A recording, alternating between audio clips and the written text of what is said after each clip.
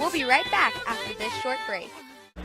Major League Baseball presents Big League Tips. Well, I think the most important thing about hitting is find a bat that you can use, something that you can swing. You don't want to find a bat that's too big that when you swing it you might fall. You know, find something that's comfortable in your hands, walk up to home plate, and if the pitch is around home plate, take your whacks, because that's going to show that you want to hit, and that's where you're going to start learning to be an aggressive.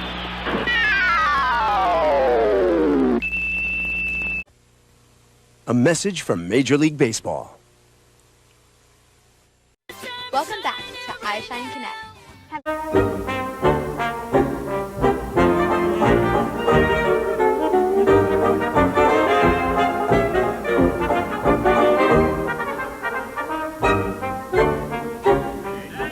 This year in Dunedin, Florida, the Blue Jays training camp has been known as Camp Tranquil. Unlike last year when George Bell flew the coop and left the field and they had almost begged him to come back.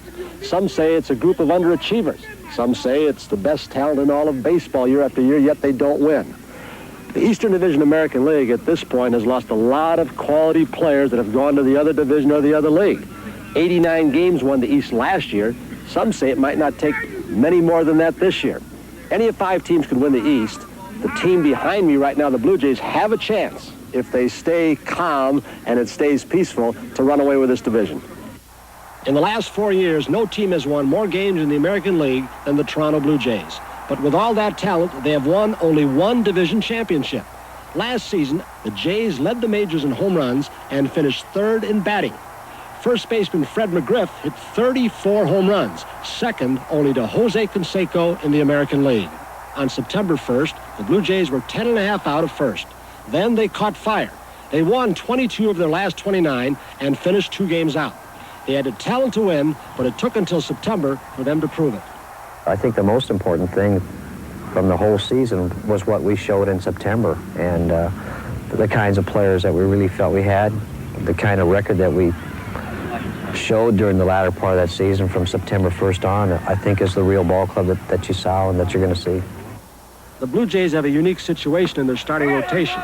Quite possibly, they could start the season with 4 lefties. Dave Stieb, who carries a string of 31 shutout innings into this season, is the lone right-hander. Is that balanced enough? It's balanced if they can pitch.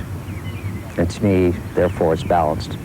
If you talk about Steve and Cerruti and Musselman, Mike Flanagan, Jimmy Key, those individuals have all won at this level. Over the years, you either learn to get them out or you don't pitch, and I was smart enough, I guess, to learn what it takes to get people out in certain situations, and I've been able to do that in the big league so far, and that's the reason I'm successful. Strong offense has been a trademark for the Blue Jays. George Bell is still the centerpiece of the Jays offense, and this spring, he's a happier player. He'll be in left field.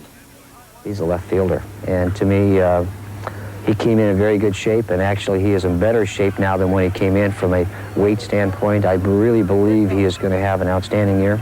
George's goal and my goal are the same, and that's to win more games than anybody else. With no major off-season moves, the Blue Jays are content to start this season with the team that finished 1988. And why not?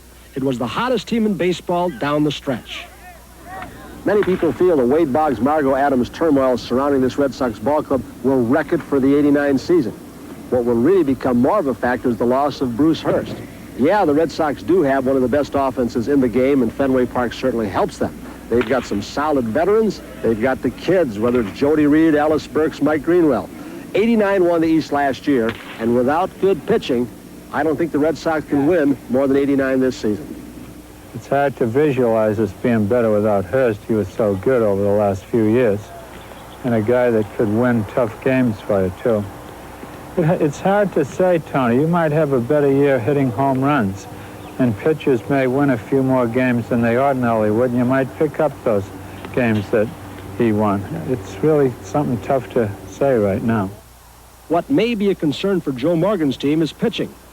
He has an overabundance of righties, and the loss of 18-game winner Bruce Hurst puts more weight on the broad shoulders of Roger Clemens.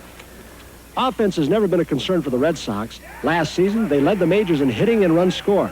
The Red Sox have 2 of the brightest young stars in baseball in Mike Greenwell and Ellis Burks.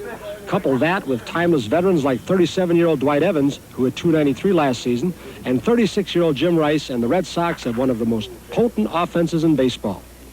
I think I'm going to let Berg stay in the 5th hole, either he or Jimmy, and Boggs leads off again. Barrett 2nd and Evans 3rd. I'm going to stay with that. They're comfortable with it, and if we get going good, I think that's the way we'll remain. How good can Mike Greenwell get?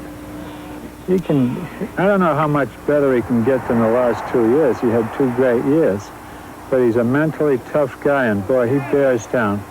I think he knocked in 38 runs in the first inning alone last year. So right there it tells you what kind of a guy he is. He comes to play, boy. The off-season turmoil hasn't affected Wade Boggs this spring, and he expects to put up numbers similar to years past. Play the win. Dang it. Once you cross those wide lines, you go out there and just do the job that you've done in the past, and that's the fun part about the game, is going out there and playing it. And you've got to be loose in this game in order to play it to an optimum level. So, you know, if you're uptight, then it makes it that much more difficult. Anxious feelings resurfaced on the face of Yankee owner George Steinbrenner this spring. And as history dictates, that's bad news for the manager. Well, I haven't been fired yet, so I guess you could say it's been pretty good. No, George, I think George really has come full circle. You know, I'm the first non-Yankee guy that he's hired in his time of ownership, and I think he's recognized that what has happened in the past hasn't got the job done. What he wants to do is produce a winner for the fans of New York and for the organization. Yankees haven't won since 1978, and I'm here hopefully to change things. Oh, me too. A World Series ring borders on the realm of fantasy when you consider that Dave Winfield might not return until mid-season and Jack Clark's bat is in San Diego.